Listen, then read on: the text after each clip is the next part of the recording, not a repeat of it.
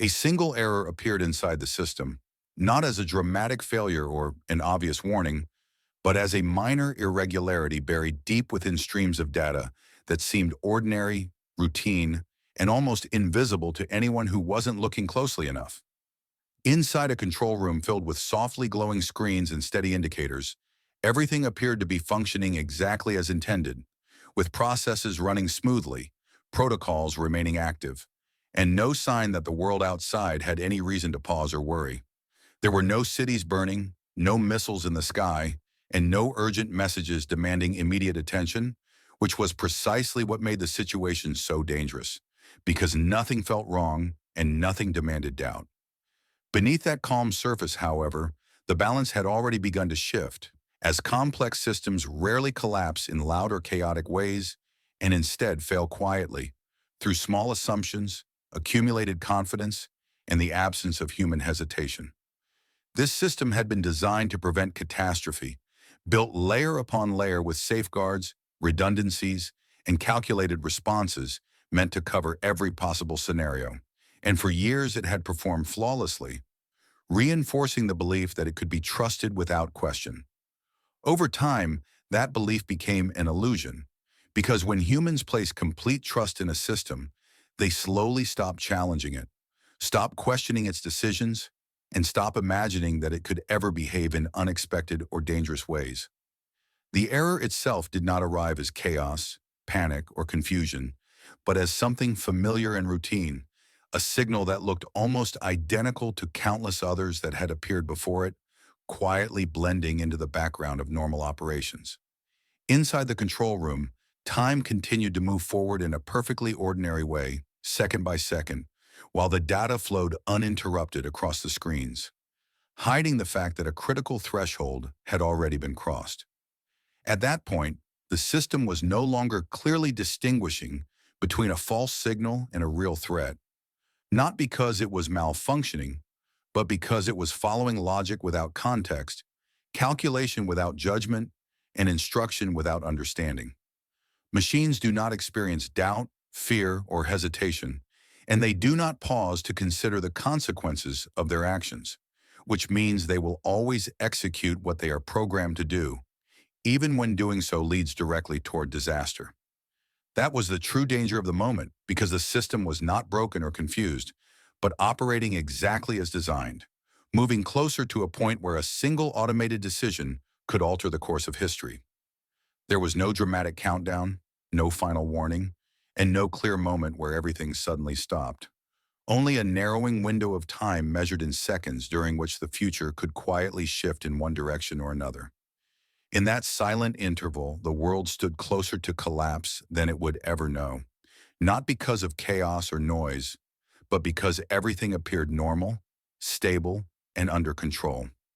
History often remembers the disasters that happen, but it rarely acknowledges the moments that almost did, even though those unseen moments are often the most dangerous of all.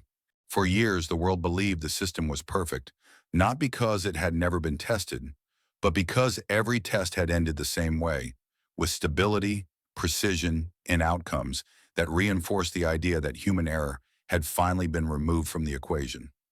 Automation became the symbol of progress, promising speed, accuracy, and reliability beyond human limits. And as more responsibility was handed over to machines, confidence grew that critical decisions could now be made without hesitation, emotion, or doubt. The system did not sleep, did not get tired, and did not question itself, which made it appear unstoppable, a silent guardian designed to react faster than any human ever could, and to respond before danger had time to take shape. Over time, this belief reshaped the way people thought about control, as authority slowly shifted away from individuals and toward interfaces, algorithms, and automated responses that seemed objective, neutral, and immune to failure. What made the illusion so convincing was consistency, because day after day the system performed exactly as expected, handling complexity with ease and turning uncertainty into predictable outcomes that required little human involvement. With every successful operation, trust deepened, and with every moment of stability, the idea that something could go wrong felt increasingly unrealistic, almost unnecessary to consider. As automation expanded, human oversight began to feel redundant, reduced to monitoring screens rather than actively questioning decisions, while the system itself became the final voice of authority. Warnings were no longer interpreted as signals to investigate, but as data points to be processed, filtered, and resolved automatically, reinforcing the sense that control had become permanent and absolute. This confidence was not reckless, but gradual, built slowly over time as experience replaced caution and familiarity replaced vigilance, creating an environment where questioning the system felt less like responsibility and more like interference. The more reliable the system appeared, the less room there seemed to be for human judgment, until intervention was no longer expected, only reaction, and even that reaction was increasingly guided by automation. What few considered was that perfection is not the absence of failure, but the absence of challenge, and systems that are never questioned are systems that quietly move beyond understanding. Automation does not eliminate risk. It rearranges it, shifting danger away from visible mistakes and into invisible assumptions that remain hidden until the moment they are tested. By trusting the system completely, humanity gained efficiency and speed, but slowly surrendered awareness, replacing active control with the comforting belief that nothing critical could happen without warning. And that belief, more than any technical flaw or mechanical error, became the system's greatest vulnerability. Because when a system is believed to be unstoppable, the idea that it could fail no longer feels urgent, and the moment failure begins, it often goes unnoticed. The first warning signs did not arrive as alarms, flashing lights, or urgent messages demanding immediate attention, but as subtle inconsistencies quietly emerging within the system, signals that appeared unusual, yet remained just ambiguous enough to be dismissed. At first, the data simply failed to align in the way it always had before, with small discrepancies forming between readings that were expected to match perfectly, creating patterns that felt unfamiliar but not immediately dangerous. In complex systems, irregularities are not rare, and because of that, these signals were quickly categorized as background noise rather than meaningful indicators, easily explained away as temporary glitches, calibration drift, or harmless anomalies that required no interruption. The information continued to move smoothly across the screens, numbers updating in real time, graphs adjusting fluidly, and status indicators remaining stable, giving the impression that everything was functioning normally, even as the system's internal logic slowly began to diverge from reality. What made these early warning signs truly dangerous was not their intensity, but their subtlety, because they existed in a space where interpretation mattered more than reaction, and interpretation depended entirely on sustained human attention. Yet attention was precisely what had been eroded over time. Years of reliable performance had conditioned those monitoring the system to expect consistency, and as a result, unexpected data was no longer perceived as a threat, but as a curiosity, something worth noting but not worth stopping for. Instead of pausing operations to investigate further, operators trusted that automated filters and correction mechanisms would resolve the inconsistencies on their own, just as they had done countless times before. Each time the system corrected a minor issue without consequence, confidence grew stronger, reinforcing the belief that human intervention was not only unnecessary, but inefficient. The signals themselves did not escalate dramatically. They did not repeat in clear or alarming patterns, and they never crossed the predefined threshold designed to trigger emergency responses. In environments governed by strict procedures and numerical limits, what does not exceed a defined boundary often disappears into the background, even when it represents the early stages of a much larger failure. As minutes passed, the data continued to drift further from what logic suggested it should be, but because the system remained operational, responsive, and outwardly stable, the absence of immediate consequences created a powerful illusion of safety.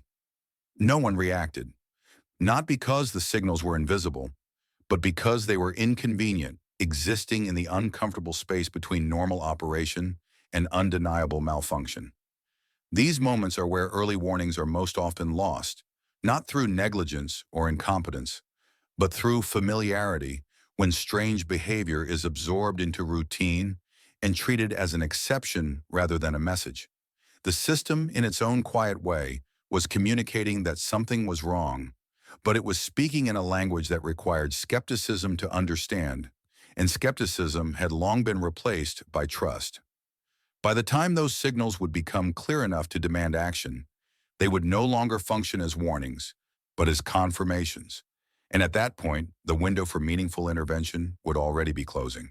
If stories like this matter to you, if you believe history is shaped as much by what didn't happen as by what did, consider subscribing. This channel explores the moments where the world stood on the edge and stepped back. In that moment, the situation moved beyond charts, signals, and automated procedures and entered a space where technology alone was no longer enough, because the system was no longer acting silently in the background, and humans were no longer distant supervisors watching events unfold. For the first time, the machine's conclusions stood openly against human intuition, creating a tension that could not be resolved through manuals, protocols, or predefined responses, but only through judgment. The system had processed the data exactly as it was designed to, analyzing patterns, comparing probabilities, and arriving at a conclusion with absolute confidence, a conclusion that demanded speed, obedience, and trust without delay. From the machine's perspective, the situation was clear.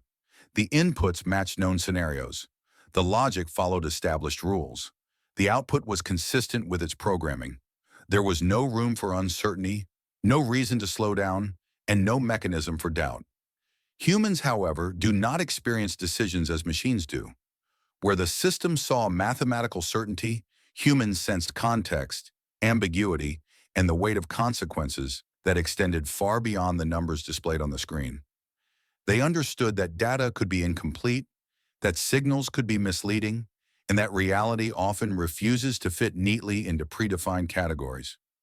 At this critical point, the question was no longer whether the system was functioning properly, but whether its judgment should be allowed to override human doubt. Automation exists to eliminate hesitation, yet hesitation is often where responsibility, experience, and moral awareness reside.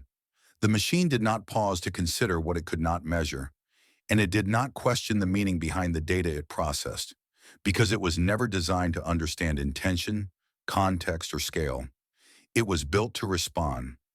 Humans, on the other hand, were confronted with something no algorithm could resolve, a moment where instinct, training, memory, and accountability collided with speed and efficiency.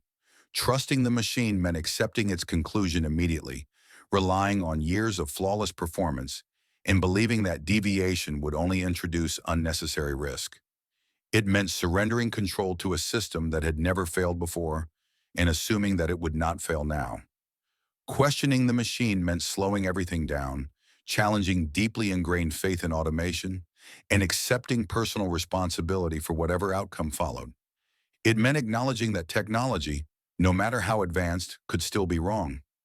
This was not a technical decision guided by procedures or diagrams, but a profoundly human decision shaped by doubt, judgment, and the awareness that some consequences cannot be reversed. The pressure in that moment was immense, because the cost of being wrong existed on both sides, and every passing second narrowed the margin for error. If the system was correct and humans intervened, a necessary response could be delayed, potentially exposing the world to real danger. If the system was wrong and humans trusted it blindly, the consequences could unfold faster than anyone could react. Machines do not carry fear, guilt, or regret. They do not live with the aftermath of their actions.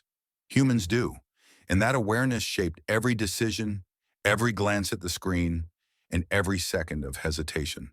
The room did not descend into chaos, yet the tension was unmistakable as voices grew quieter, movements slowed, and time itself seemed to compress into a shrinking window for action. This was the point where automation reached its limits, not because the system failed, but because no system can replace human judgment when outcomes extend beyond calculation and into the realm of responsibility. In that moment, humans had to decide whether control truly belonged to the machine or whether it still rested, imperfect and uncertain, in their own hands. As the situation moved closer to its most critical point, An unsettling contradiction became increasingly clear because while the system progressed toward a decisive outcome, the environment around it remained calm, controlled, and disturbingly silent.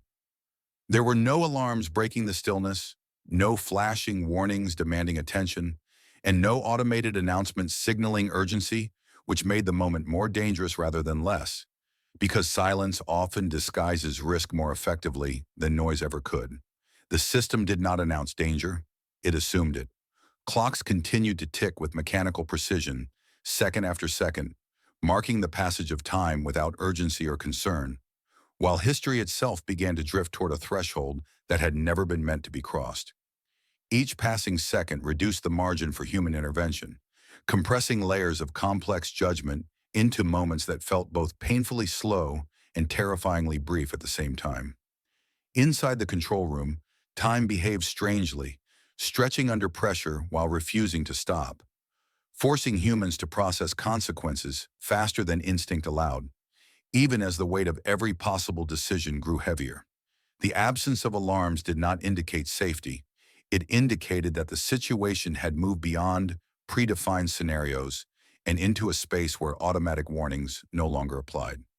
Systems are designed to react to clear thresholds, and when danger builds gradually rather than explosively, it often slips through unnoticed, camouflaged as routine operation.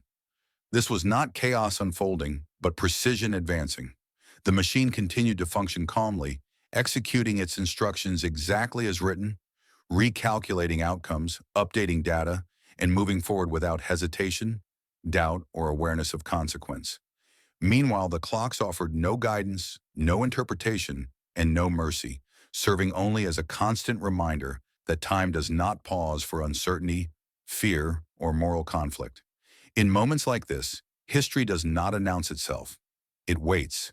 It balances quietly between action and inaction, between trust and doubt, between a future that continues as normal and one that fractures beyond repair.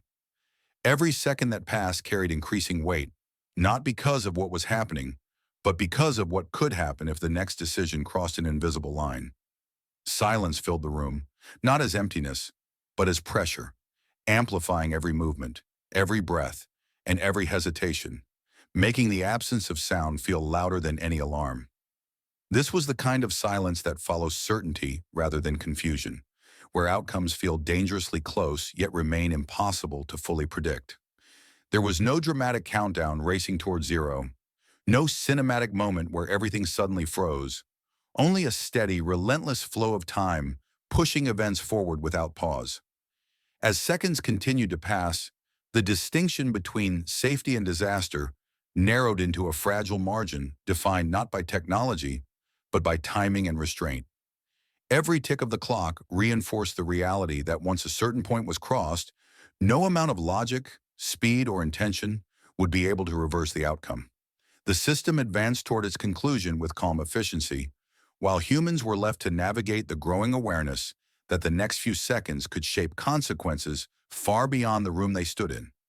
History, at its most dangerous moments, rarely arrives with noise or spectacle.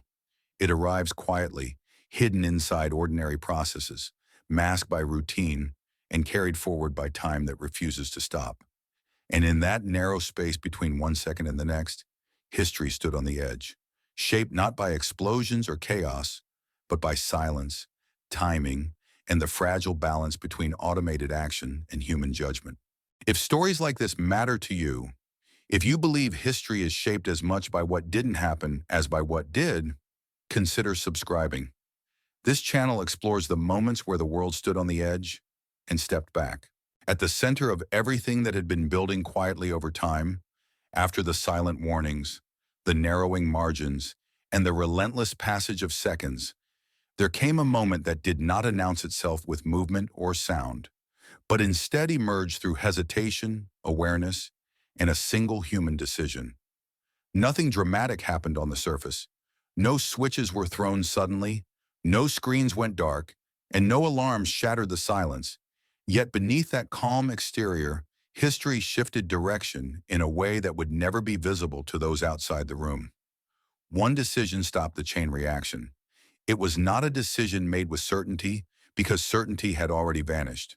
replaced by doubt, responsibility, and the understanding that there was no option left without consequence. In that moment, humans chose to intervene, not because they could prove the system was wrong, but because they recognized that absolute trust in automation carried its own form of risk, one that could no longer be ignored.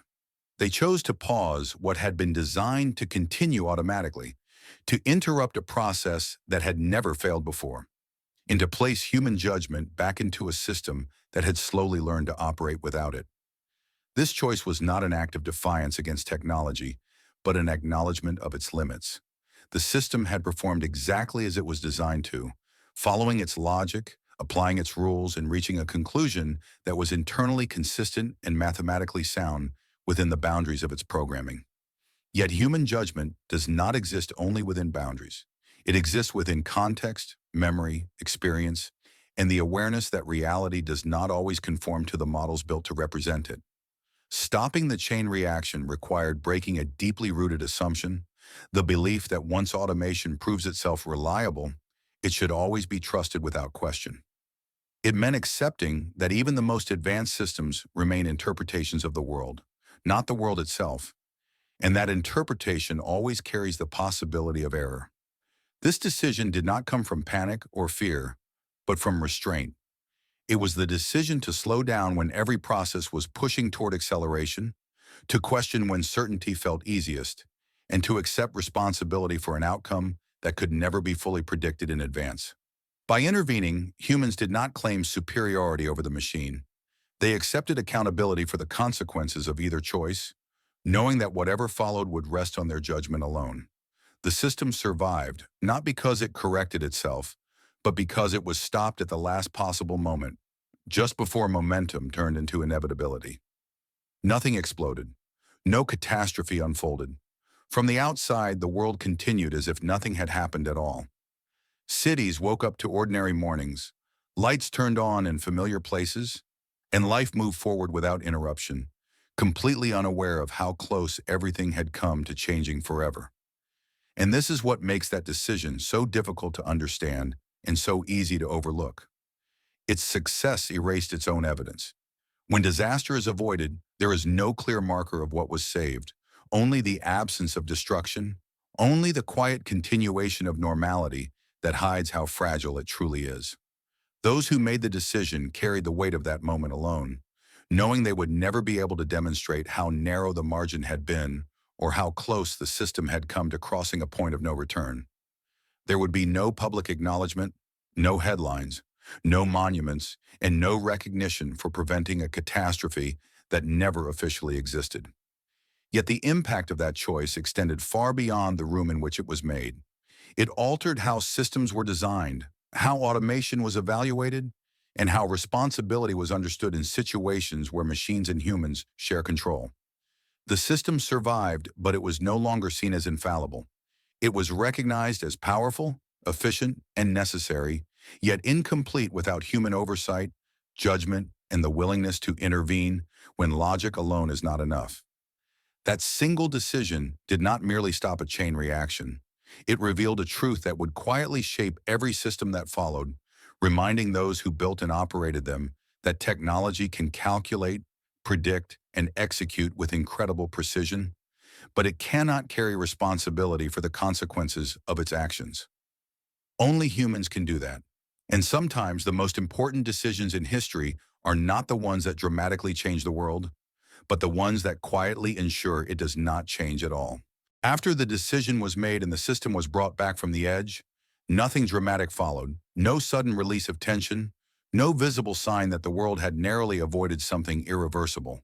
The control room did not erupt into relief or celebration because there was nothing concrete to react to.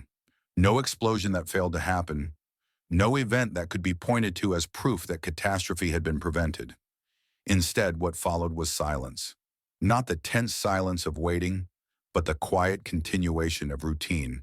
As screens stabilized, data streams normalized, and processes returned to states that appeared familiar and controlled.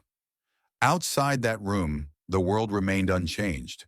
Cities continued to function, transportation systems followed their schedules, markets opened and closed, And millions of people moved through their daily lives unaware that, only moments earlier, history had balanced on a fragile threshold. This absence of visible consequence created a strange kind of aftermath, one defined not by damage, but by continuity.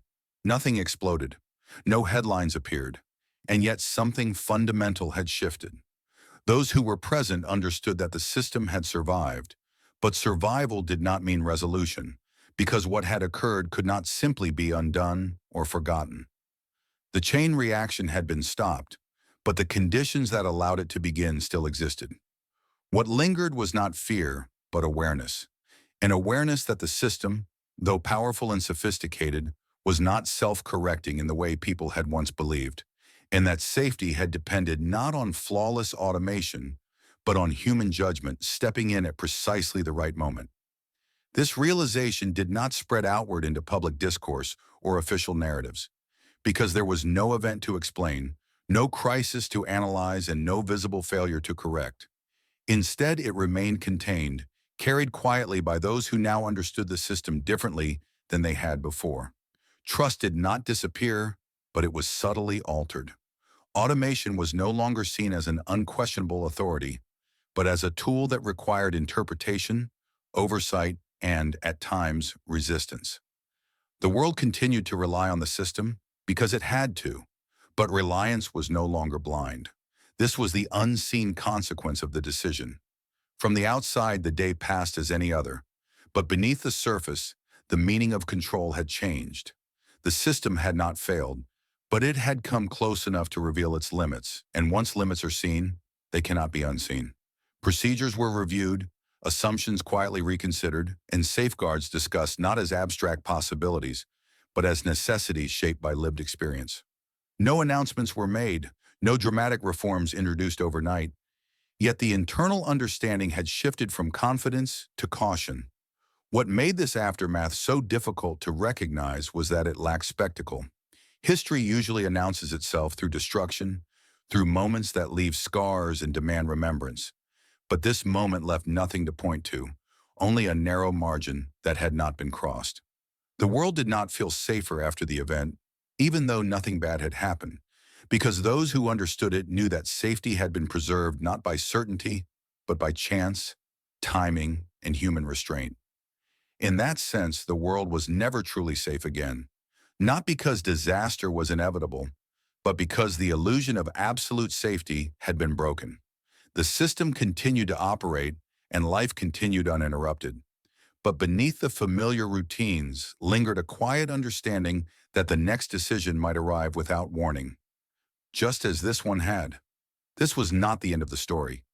It was the moment after realization, the point at which survival turned into responsibility, and the future began to depend not only on machines, but on whether humans would remember what had almost happened. History remembers disasters because they leave marks that cannot be ignored. It remembers the moments when systems collapsed openly, when cities burned, when warnings came too late, and when the consequences were visible enough to force themselves into memory. These moments create ruins, records, anniversaries, and lessons written in loss. They shape how the past is told, how the present is understood, and how the future is feared. But history is far less attentive to the moments when disaster almost happened, the moments when everything came dangerously close to collapse, yet nothing visibly changed. No explosions echoed through the streets, no headlines announced catastrophe, and no collective memory was formed around what nearly occurred. These moments pass quietly, hidden behind routine, buried beneath normality, and dismissed because they leave no evidence behind. And yet these moments are often more revealing than the disasters themselves, because they expose how fragile stability truly is. They show that collapse does not always arrive with chaos or warning, but can emerge slowly, silently, and logically, carried forward by systems doing exactly what they were designed to do. In these moments, danger does not look like danger. It looks like efficiency. It looks like order. It looks like control.